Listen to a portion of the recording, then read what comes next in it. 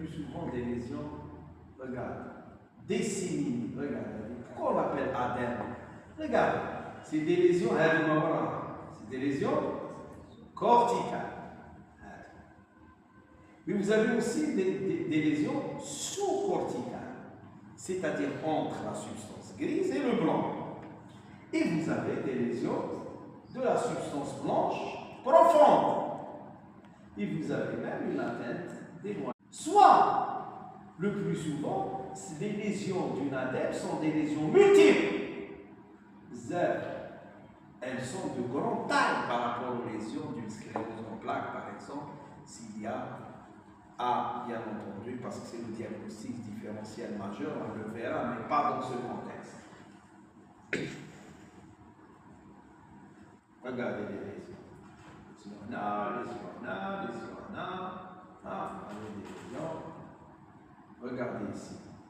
Vous avez une atteinte de la substance grise avec une atteinte des noyaux gris. Regardez les deux noyaux thalamiques et le noyau lenticulaire ici. D'accord?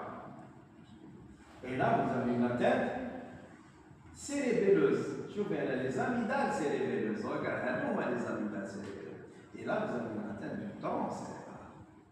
Le tronc cérébral, soit vous avez des lésions, rentrons dans le cadre de ces lésions multiples, parfois vous n'avez que des lésions du tronc cérébral.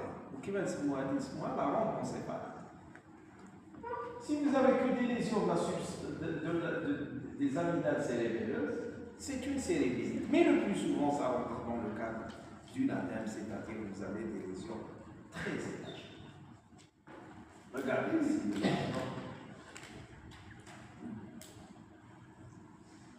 Qui sont un tout petit peu d'ici. Là, vous avez une atteinte de la moelle épinière. Regardez, lésion de myélite diffuse. Myélite transverse. D'accord? Et donc, parfois on a des lésions tellement multiples, tellement disséminées, alors que l'enfant va bien. Pourquoi? Parce qu'il n'y a pas de corrélation entre l'étendue des lésions radiologiques et le pronostic fonctionnel de l'enfant. Puisqu'on refait une IR 3 jours, 3 mois, 4 mois, il y a un nettoyage pratiquement.